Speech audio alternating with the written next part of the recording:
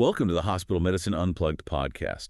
Today we are initiating a critical deep dive into one of the most intellectually demanding and honestly physiologically devastating presentations you will face as a practicing physician. Absolutely. We are talking about the management of acute exacerbations of fibrotic interstitial lung disease. I want you to picture the clinical scenario right now. It is 3 in the morning in the intensive care unit. Or perhaps you are just starting your morning rounds on the general medical wards. Right. They can happen anywhere. You are called to the bedside of a patient with an established history of fibrosing lung disease who is rapidly deteriorating.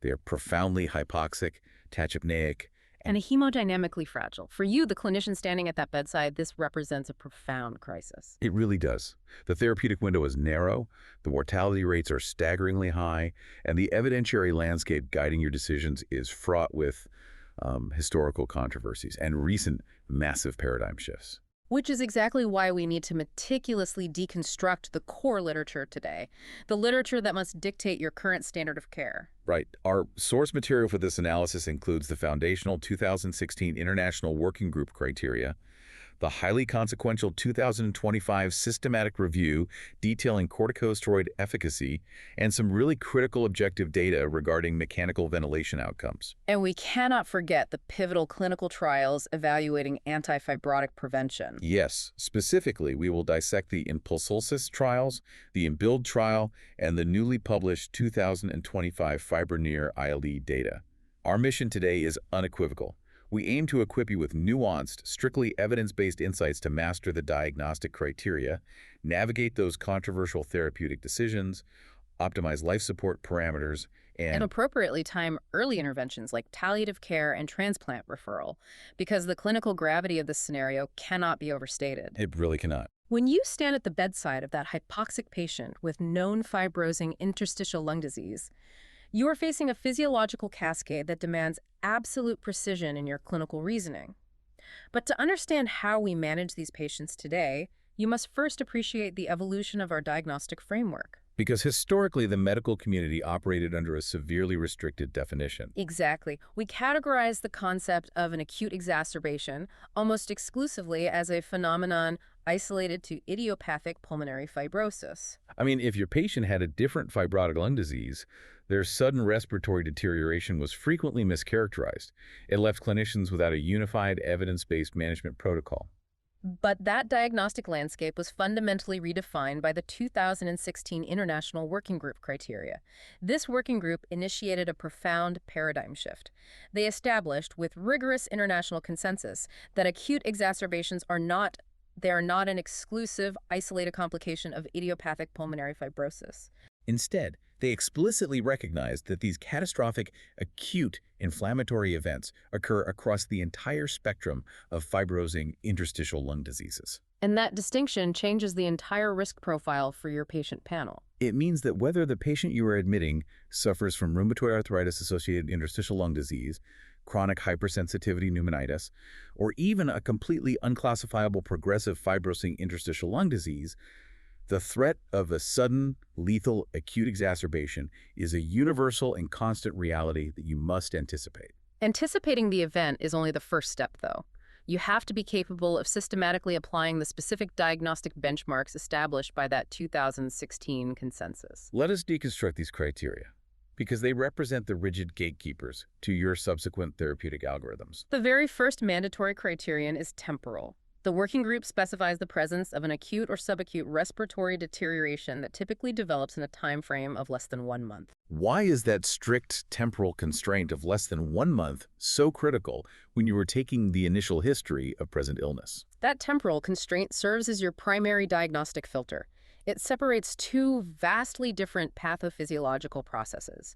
When you are interviewing the patient, or frequently their distressed family members, you must aggressively establish the exact timeline of the escalating dyspnea. You are attempting to differentiate an acute, explosive, inflammatory cascade from the insidious, predictable, gradual progression of their underlying fibrotic disease. Precisely.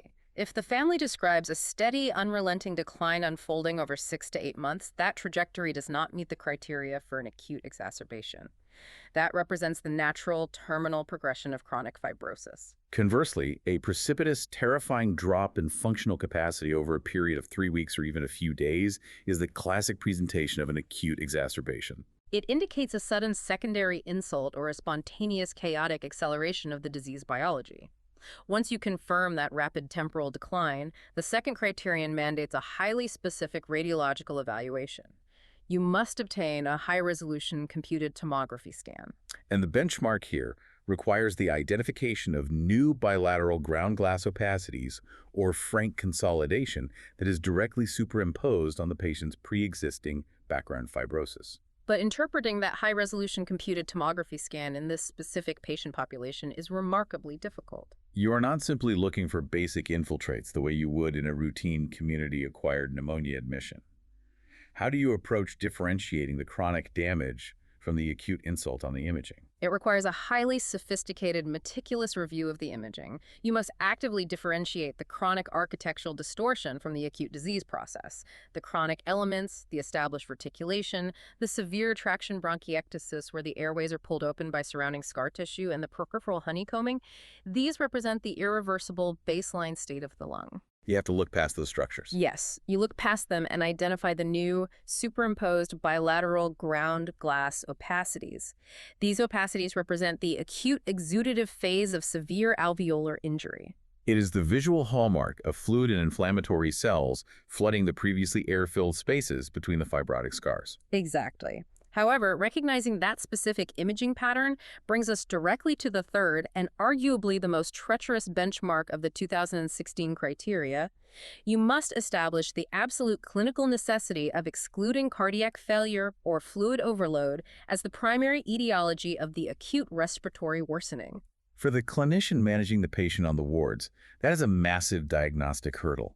A patient with advanced fibrotic lung disease frequently suffers from severe chronic pulmonary hypertension, which inevitably leads to right ventricular dysfunction or cor pulmonale. When this highly vulnerable patient presents to the emergency department with worsening hypoxia, peripheral edema, and new bilateral ground glass opacities on their computed tomography scan, the clinical and radiological picture can perfectly mimic acute decompensated heart failure or severe iatrogenic volume overload. And you have to definitively separate those overlapping clinical presentations. You cannot rely on a standard physical examination or a basic chest radiograph alone. Auscultating crackles provides no differentiating value in a lung already destroyed by fibrosis. None at all. You must aggressively incorporate objective hemodynamic and structural measures. You must utilize comprehensive bedside echocardiography to assess both right and left ventricular function. You must evaluate the right ventricular systolic pressure and look for septal benoing indicating right heart strain. And you evaluate brain natriuretic peptide levels while strictly understanding their physiological limitations. Chronic right heart strain will persistently elevate these levels even in the absence of acute left-sided heart failure. Furthermore, you must perform meticulous daily calculations of the patient's cumulative fluid balance, factoring in their insensible losses in renal function. Only when you have systematically, objectively, and definitively eliminated hydrostatic pulmonary edema can you confidently state that the criteria for an acute exacerbation have been met. That rigorous process leads seamlessly into a paramount clinical pearl derived directly from the literature. The diagnosis of an acute exacerbation of interstitial lung disease is, fundamentally, a diagnosis of exclusion. Furthermore, beyond ruling out cardiac failure, you must aggressively rule out infection before anchoring on the diagnosis of a sterile exacerbation. The source material emphasizes this vulnerability repeatedly. These patients possess heavily scarred, structurally abnormal airways that completely fail to clear pathogens effectively through normal mucociliary mechanisms. Additionally, they are frequently subjected to baseline outpatient immunosuppressive regimens, rendering them highly susceptible to a vast, unpredictable array of bacterial, viral, and fungal pathogens. When you admit this rapidly declining patient, how should that risk profile alter your initial management on the general medical wards? The clinical implication of that vulnerability is profound and dictates your immediate actions. Your initial empirical therapy upon admission must be robust, broad-spectrum antimicrobial coverage. You cannot immediately attribute the acute respiratory failure to a sterile idiopathic exacerbation and reflexively order massive doses of systemic immunosuppression. Doing so in the unrecognized presence of an occult, fulminant bacterial pneumonia or severe opportunistic viral infection will inevitably lead to a fatal outcome. You must initiate appropriate antibiotics while aggressively pursuing objective microbiological data. You must draw comprehensive blood cultures, send extensive respiratory viral panels, obtain sputum gram stains and cultures, and And if the patient's respiratory mechanics and oxygenation safely permit the procedure, you should advocate for a bronchoalveolar lavage to secure a definitive, deep alveolar sample. you must operate under the strict assumption that the patient has a life-threatening infection until your accumulating diagnostic data definitively proves otherwise. The cognitive danger of premature diagnostic anchoring in these cases is immense. Only after you have rigorously excluded infection, documented the absence of volume overload, and ruled out cardiogenic failure are you truly faced with managing the acute exacerbation itself. And this brings us to the most complex and historically debated aspect of inpatient management, the corticosteroid conundrum. The debate surrounding corticosteroid therapy in this setting has been characterized by shifting, dogmatic opinions and often conflicting observational data spanning decades. For years, the ubiquitous reflex clinical action upon suspecting an acute exacerbation was the immediate administration of massive pulse-dose intravenous corticosteroids for virtually all patients. But the new 2025 systematic review fundamentally clarifies this landscape. Yeah. It demands a highly specific, subtype-driven therapeutic approach. Yes. What is the core finding of this review that clinicians need to adopt immediately? The absolute core finding of the 2025 systematic review is the strict mandate to differentiate the underlying etiology of the disease before prescribing immunosuppression. You must separate your admitted patients into two entirely distinct cohorts. Those with non-idiopathic pulmonary fibrosis, interstitial lung disease, and those with true idiopathic pulmonary fibrosis. The therapeutic responses between these two specific populations are diametrically opposed. Let us deeply analyze the robust data regarding the non-idiopathic pulmonary fibrosis cohort first. For these patients, the systematic review demonstrated a definitive, statistically significant survival benefit associated with the administration of high-dose corticosteroids. The literature clearly defines high-dose therapy in this specific context as greater than 1.0 milligram per kilogram of prednisolone, or its exact intravenous equivalent, typically methylprednisolone. When you administer that aggressive immunosuppressive strategy to a patient suffering from a non-idiopathic pulmonary fibrosis exacerbation, the outcome data is incredibly striking. The review explicitly cites an adjusted hazard ratio of 0.221. To put that simply for the clinician at the bedside, a hazard ratio of 0.221 represents a massive, undeniable reduction in the relative risk of death. The 95% confidence interval for this specific hazard ratio is exceptionally tight, ranging from 0.102 to 0.480. Firmly establishing the statistical reliability of this intervention. And the primary clinical endpoint driving this remarkable hazard ratio was a highly significant reduction in 90-day mortality. Therefore, for this precise subset of patients, initiating greater than 1.0 milligram per kilogram of prednisolone is a validated life-saving intervention. But initiating the therapy is only the first part of the equation. What does the data tell us about the trajectory of the dosing? That is a critical nuance in the 2025 review. The systematic review evaluated not just the initial loading dose, but the entire longitudinal trajectory of the corticosteroid regimen. Right, the data revealed a vital finding regarding the tapering strategy. Implementing an early taper is independently associated with significantly lower in-hospital mortality. Specifically, the data highlights that achieving a greater than 10% reduction in the overall corticosteroid dose within the first 2 weeks of therapy is the optimal clinical pathway. This finding fundamentally challenges and effectively dismantles the older, traditional paradigms that routinely advocated for prolonged, static courses of high-dose immunosuppression spanning many consecutive weeks. Maintaining a critically ill, often bedbound patient on greater than 1.0 milligram per kilogram of prednisolone for an extended duration is fraught with peril. You are exposing them to profound cumulative risks. We are talking about severe, drug-resistant hospital-acquired infections, devastating invasive fungal diseases like pulmonary aspergillosis, and debilitating critical illness polyneuropathy and myopathy that will permanently strip them of their functional independence. The evidence now directs you to utilize the high-dose therapy to rapidly quench the acute inflammatory surge, but to simultaneously protocolize a swift, aggressive de-escalation, ensuring a reduction of more than 10% within that critical 2-week window. However, we must pivot to the other patient cohort. What happens if the patient has true idiopathic pulmonary fibrosis? You must sharply contrast that data with the findings for patients suffering from an exacerbation of true idiopathic pulmonary fibrosis. If your diagnostic workup confirms idiopathic pulmonary fibrosis as the underlying disease state, the systematic review reveals that high-dose corticosteroid therapy demonstrates completely inconsistent benefits. More alarmingly, in several of the rigorously analyzed studies within the review, high-dose therapy in this specific idiopathic pulmonary fibrosis population was actually associated with an increased risk of mortality. You cannot, under any circumstances, reflexively apply the non-idiopathic pulmonary fibrosis steroid protocol to an idiopathic pulmonary fibrosis patient. To understand why this profound life-altering discrepancy exists, we have to look beneath the clinical data and connect it directly to the underlying histopathology. The source text illuminates this by explaining the distinct cellular patterns driving the respiratory failure in these two cohorts. In non-idiopathic pulmonary fibrosis interstitial lung diseases, the exacerbation is most frequently driven by a histopathologic pattern known as organizing pneumonia. What exactly is organizing pneumonia at the cellular level, and why does it respond to our treatments? Organizing pneumonia is characterized by the prominent presence of excessive granulation tissue, essentially plugs of fibroblasts and myofibroblasts forming within the alveolar ducts and the distal alveolar spaces. Crucially, while it is structurally abnormal, it represents a highly cellular, active inflammatory state.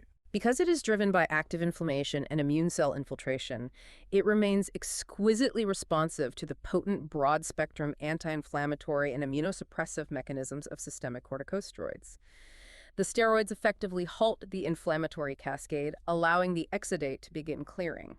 Conversely, when a patient with true idiopathic pulmonary fibrosis suffers an acute exacerbation, the dominant underlying histopathologic pattern driving their acute respiratory failure is almost uniformly diffuse alveolar damage. Diffuse alveolar damage is the exact same catastrophic histologic hallmark that defines severe acute respiratory distress syndrome.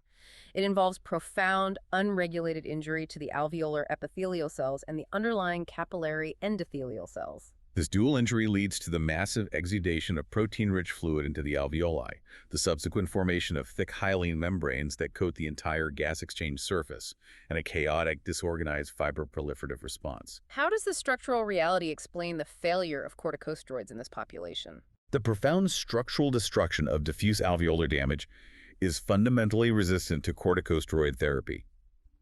Administering massive doses of corticosteroids to a patient whose alveoli are currently exhibiting the necrosis and hyaline membrane formation of diffuse alveolar damage does absolutely nothing to reverse the epithelial death. It does not dissolve the hyaline membranes that are blocking oxygen transfer. It merely subjects the highly vulnerable patient to the devastating systemic side effects of the drug: hyperglycemia, profound immunosuppression, fluid retention, and myopathy, thereby actively increasing their overall mortality risk without providing any pulmonary benefit. This stark histopathologic dichotomy, the steroid-responsive organizing pneumonia versus the steroid-resistant, destructive, diffuse alveolar damage, is the precise physiological rationale for why your initial diagnostic classification is the absolute most critical determinant of your therapeutic success. Building upon the dangers of inappropriate immunosuppression, the literature issues a strict, unequivocal clinical warning regarding combination therapy that you must internalize and implement in your practice.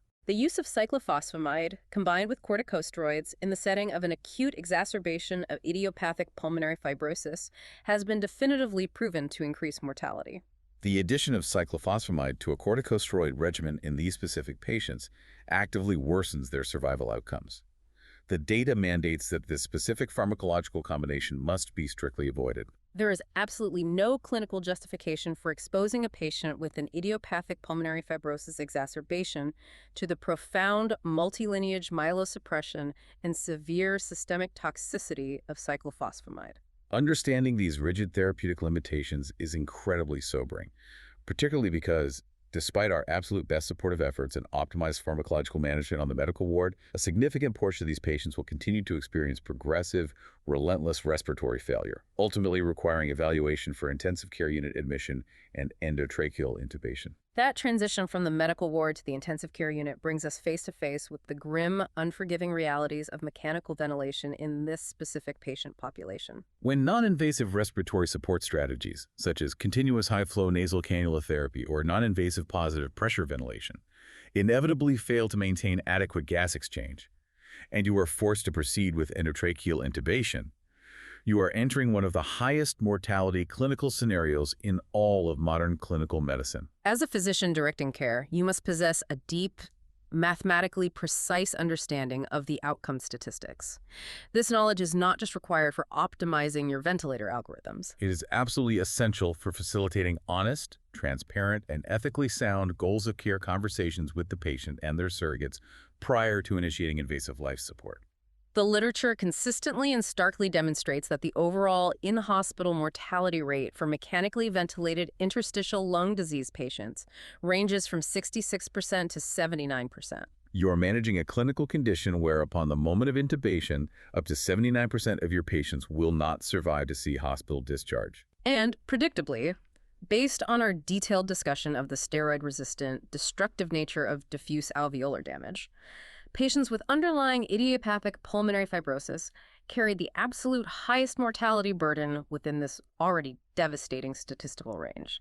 The data from one exceptionally large, well-validated cohort study illustrates this reality with brutal clarity. They found that a mere 20% of mechanically ventilated idiopathic pulmonary fibrosis patients were discharged alive from the hospital. An 80% mortality rate upon intubation demands intense, obsessive clinical scrutiny of how we manage the mechanical ventilator.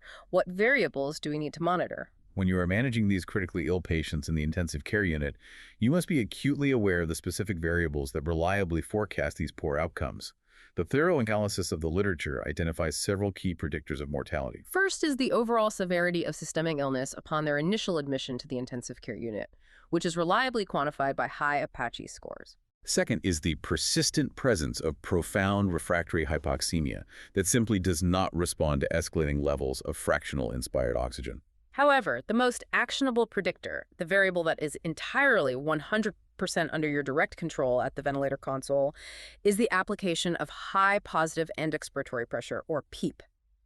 The outcome data concerning positive end expiratory pressure is the most critical mechanical ventilator parameter you must master today.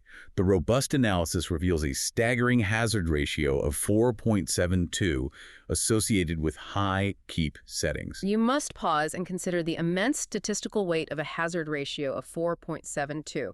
It means that the application of high PEEP is not merely unhelpful or physiologically neutral. It is profoundly independently deleterious to the patient's survival. But wait, if standard acute respiratory distress syndrome management frequently relies on higher PEEP strategies for alveolar recruitment, why does this specific data mandate the exact opposite approach for fibrotic lungs? That is the critical physiological divergence you must understand.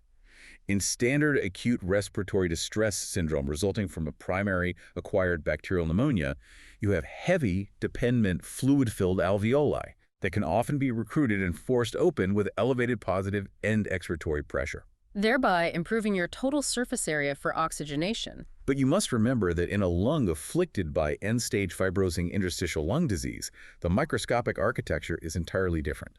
The fibrotic lung is stiff, heavily scarred, structurally contracted, and fundamentally non-recruitable. Forcing high positive end expiratory pressure into this rigid, unyielding fibrotic matrix does not open collapsed airways. Instead, the pressure takes the path of least resistance. It preferentially distributes to the very few remaining healthy, highly compliant alveoli. So, by turning up the positive end expiratory pressure, you are causing massive dynamic overdistension of those precious few functional respiratory units. This leads directly to severe volley trauma, catastrophic microscopic barotrauma, and the frequent lethal development of macroscopic pneumothoraces. Furthermore, this extreme alveolar overdistension physically compresses the adjacent pulmonary capillary beds. This drastically increases pulmonary vascular resistance, thereby critically impairing right ventricular hemodynamics. And frequently precipitating acute cor pulmonale and subsequent cardiogenic shock right there on the ventilator. To put that simply for the clinician at the bedside, turning up the positive end expiratory pressure on these patients isn't just unhelpful, it is actively destroying their remaining healthy alveoli. It forces us to entirely rethink the ventilator console. So what is our target? Your ventilator management strategy must pivot entirely away from aggressive recruitment maneuvers and focus solely on strict, uncompromising lung protection. The paramount therapeutic target that you must obsessively monitor is the plateau pressure. The data explicitly mandates achieving early, targeted plateau pressures of less than or equal to 30 centimeters of water. Let me state that critical parameter again, as it is the absolute cornerstone of intensive care management for these patients. You must manipulate your settings to maintain plateau pressures at or strictly below 30 centimeters of water. The clinical outcome data supporting this strict limitation on plateau pressure is highly compelling and should drive every decision during your intensive care unit rounds.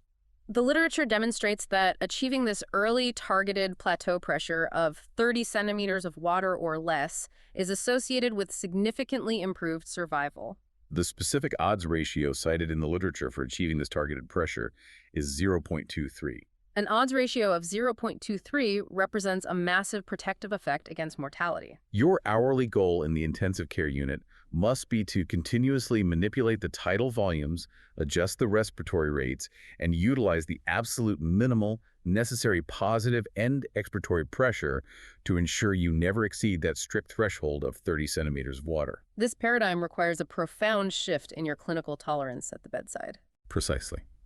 While employing low tidal volume ventilation, typically targeting 4 to 6 milliliters per kilogram of predicted ideal body weight remains your baseline standard, the absolute intolerance for elevated plateau pressures in the rigid fibrotic lung often necessitates accepting significant permissive hypercapnia. You must tolerate the elevated arterial carbon dioxide levels and the resulting severe respiratory acidosis if it is the only physiological way to keep the driving pressures and the plateau pressures within a safe range. The rigid fibrotic lung will simply fail mechanically and tear apart if subjected to the driving pressures routinely tolerated by other critically ill intensive care unit patients. You are optimizing for mechanical safety over perfect biochemical gas exchange. Given the devastating mortality rates we just outlined and the incredibly complex, often futile realities of prolonged mechanical ventilation and high-dose immunosuppression, our overall clinical strategy must aggressively shift its focus. If treating an active, fulminant exacerbation in the intensive care unit is fraught with such high rates of failure and mortality, then the preemptive prevention of the exacerbation must become the primary overriding objective of our longitudinal outpatient care. This brings us directly to the absolutely critical role of antifibrotic therapies in the realm of prevention and active disease modification. The pharmaceutical agents pirfenidone and nintedanib can no longer be viewed merely as routine medications prescribed to incrementally slow the chronic annual decline in forced vital capacity. The accumulated data now establishes them as essential, proactive prophylactic therapies directed specifically against the onset of the acute exacerbation itself. The 2021 meta-analysis is the foundational piece of scientific evidence that you should utilize to justify the early, aggressive, and continuous prescription of these specific agents. This comprehensive meta-analysis demonstrated that continuous antifibrotic treatment significantly reduced the overall risk of a patient ever experiencing a devastating acute exacerbation. The statistical findings derived from that 2021 meta-analysis are highly persuasive and mathematically rigorous. The pooled data yielded a relative risk of 0.63. A relative risk of 0.63 is a massive shift in a patient's longitudinal trajectory. By reducing the relative risk to 0.63, you are fundamentally altering their survival curve. And looking at the confidence intervals, they were quite narrow, correct? They're very narrow. The 95% confidence interval ranges from 0.53 to 0.76. It gives us immense statistical confidence that this protective effect is not a random anomaly. However, as an evidence-based practitioner, you must examine the specific nuances within that expansive meta-analysis. The authors clearly noted that while the protective effect against acute exacerbations was robust and consistently demonstrated across multiple heterogeneous patient cohorts for nintedanib, the outcome data regarding pirfenidone was determined to be statistically less clear. This distinction does not invalidate the clinical use of pirfenidone, but it strongly suggests differing degrees of targeted efficacy, or perhaps different patient-specific pathophysiological responses regarding this particular prophylactic endpoint. To truly understand the origin, power, and scope of the nintedanib data, we have to evaluate the pivotal clinical trials that brought this specific drug to the forefront of our modern pulmonary practice. The Impulsus trials, specifically designated in the literature as Impulsus 1 and Impulsus 2, were landmark, multinational, randomized, double-blind, placebo-controlled investigations evaluating the safety and efficacy of nintedanib strictly within the idiopathic pulmonary fibrosis population. A critical secondary analysis of these massive trials focused meticulously on the time to the first investigator-reported acute exacerbation. How did the results look when they charted out that specific secondary endpoint? The graphical data is very telling. Specifically, Figure 2 from the published literature clearly illustrates the profound protective effect of nintedanib. It visually demonstrated a significant, sustained delay in the onset of these devastating acute inflammatory events when compared directly to the matched placebo cohort. However, analyzing the data honestly requires you to acknowledge the clinical reality that the results did show some expected statistical variation when comparing the Impulsus 1 trial directly to the Impulsus 2 trial. Despite this standard intertrial variation, the overarching consensus and the massive pooled data derived from both investigations definitively solidified nintedanib's role as a potent, absolutely necessary preventative agent for patients diagnosed with idiopathic pulmonary fibrosis. The clinical impact of nintedanib was so profound, and the mechanism of kinase inhibition was so compelling in the idiopathic pulmonary fibrosis population that the scientific community systematically sought to expand its application. This ambitious expansion was achieved through the design, execution, and publication of the INBUILD trial. The INBUILD trial was a genuinely revolutionary step in pulmonary medicine because it aggressively investigated the use of nintedanib beyond the rigid traditional diagnostic confines of idiopathic pulmonary fibrosis. It applied the targeted kinase inhibitor therapy to a much broader, highly heterogeneous population suffering from various progressive fibrosing interstitial lung diseases. This inclusion criteria covered interstitial lung disease related to severe autoimmune conditions like systemic sclerosis and rheumatoid arthritis, as well as progressive forms of chronic hypersensitivity pneumonitis. The results of the INBUILD trial were highly impactful and fundamentally changed the global standard of care. The rigorous trial demonstrated that nintedanib successfully halved the annual rate of forced vital capacity decline in this incredibly diverse patient population. This specific finding was monumental. It definitively proved for the very first time that the fibrotic cascade, regardless of the initial upstream inflammatory trigger or the exact clinical classification of the disease, shares a common, targetable downstream intracellular kinase pathway. Based directly on this robust multi-center data, nintedanib received formal regulatory approval for use in this much wider demographic, dramatically expanding our ability to protect these vulnerable patients. The landscape of active disease modification is continuing to evolve at a rapid, unprecedented pace. This brings us to the highly anticipated cutting-edge data from the newly published 2025 AE-ILD trial. This landmark trial introduces an entirely novel therapeutic class to our clinical armamentarium, nerandomilast. Nerandomilast functions as a selective phosphodiesterase 4, or PDE4, inhibitor. This represents a completely different, highly sophisticated mechanistic approach compared to the broad kinase inhibition we see with nintedanib. Can you explain the cellular mechanics of how a PDE4 inhibitor like nerandomilast actually alters the disease biology? The mechanism is elegant. By selectively inhibiting the phosphodiesterase 4 enzyme, nerandomilast profoundly modulates and stabilizes intracellular cyclic adenosine monophosphate levels across various immune and structural cells. Elevating these cyclic adenosine monophosphate levels thereby strongly suppresses a wide, complex array of pro-inflammatory and pro-fibrotic mediators simultaneously, effectively dampening the immune system's destructive signaling cascade before it can cause permanent architectural damage. When analyzing the newly published peer-reviewed data from the AE-ILD trial, specifically examining Figure 3, which details the comprehensive secondary endpoints, you must appreciate the profound statistical nuance of the findings. The trial's key secondary endpoint was specifically designed as a broad composite measure. It included the occurrence of an acute exacerbation, any respiratory-related hospital admission, or death. Strictly speaking, from a statistical standpoint, this specific, predefined broad composite endpoint did not reach formal statistical significance. That is a critical point of analysis. When a composite endpoint fails to reach significance, it is easy to dismiss the trial entirely. However, we must not dismiss the trial based on the broad composite endpoint alone. When the massive data set was systematically disaggregated and the individual components were analyzed independently, the trial revealed a substantial and highly promising reduction in overall mortality for patients with progressive pulmonary fibrosis who were treated with nerandomilast. That distinction is of the absolute utmost clinical importance. Even if the broad composite endpoint narrowly missed statistical significance, perhaps due to a fundamental lack of statistical power to detect minute differences in less severe routine respiratory hospitalizations, a substantial reduction in absolute mortality is the ultimate non-negotiable patient-centered outcome that we are striving to achieve every single day. Exactly.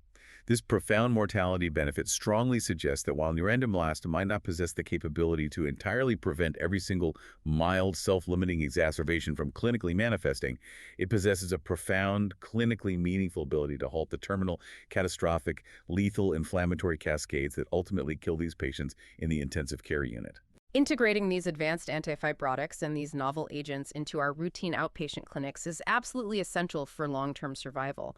But relying on outpatient prevention forces us to confront the glaring, painful management gaps that still plague our acute care inpatient practice. We have to acknowledge the incredibly frustrating, emotionally demanding clinical reality that you face on the hospital wards and in the intensive care unit every single day. The harsh, undeniable truth highlighted by a comprehensive review of current literature is that aside from the meticulous, perfect application of supportive care, the strict adherence to the lung protective ventilator strategies, maintaining plateau pressures below 30 centimeters of water, and relying on the background prevention provided by prior outpatient antifibrotic use, there are essentially no definitively proven, targeted, FDA-approved pharmacological therapies for actively treating a severe, rapidly ongoing acute exacerbation. We are essentially fighting a raging systemic physiological fire with grossly inadequate tools. The scientific community has certainly attempted to bridge this profound therapeutic gap, but the results from massive prospective trials have been incredibly sobering. A prime example of this failure is the extensive investigation into recombinant thrombomodulin. The theoretical pathophysiological rationale for investigating recombinant thrombomodulin in this specific patient population was exceptionally strong. We know from extensive biopsy and autopsy data that acute exacerbations, particularly those characterized by the highly destructive diffuse alveolar damage pattern, involve profound, widespread endothelial cell injury and intense, localized procoagulant activity within the pulmonary microvasculature. Therefore, administering a novel agent that functions simultaneously as a potent localized anticoagulant and a potent endothelial anti-inflammatory seemed physiologically logical and highly promising. However, as strictly evidence-based physicians, we must be guided by the highest levels of objective data, and the published literature is crystal clear. The only major randomized controlled trial evaluating recombinant thrombomodulin in the specific clinical setting unfortunately failed to meet its primary efficacy endpoint. It did not definitively prove survival efficacy in a rigorous, prospective manner. That clinical trial failure highlights the immense, overwhelming, almost insurmountable complexity of the pathophysiology we are attempting to reverse on the wards.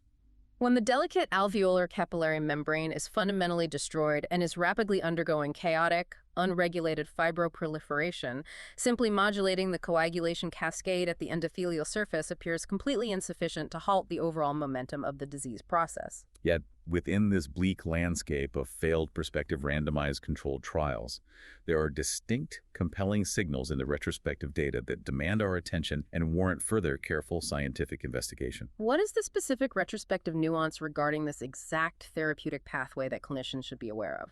You must be aware of the retrospective data because it beautifully illustrates the extreme complexity of pharmacological dosing in fragile patients. One notable retrospective study evaluating a cohort of 88 patients generated a fascinating, highly plausible clinical hypothesis.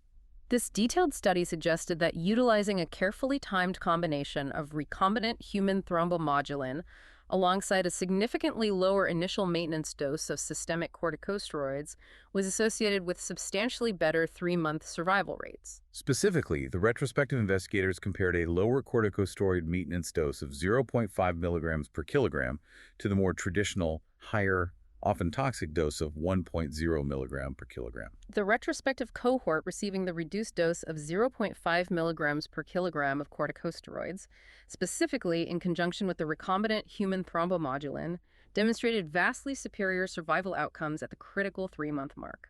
That is a highly compelling clinical observation because it aligns perfectly with our earlier extensive discussion on the profound, life-threatening dangers of massive, prolonged immunosuppression.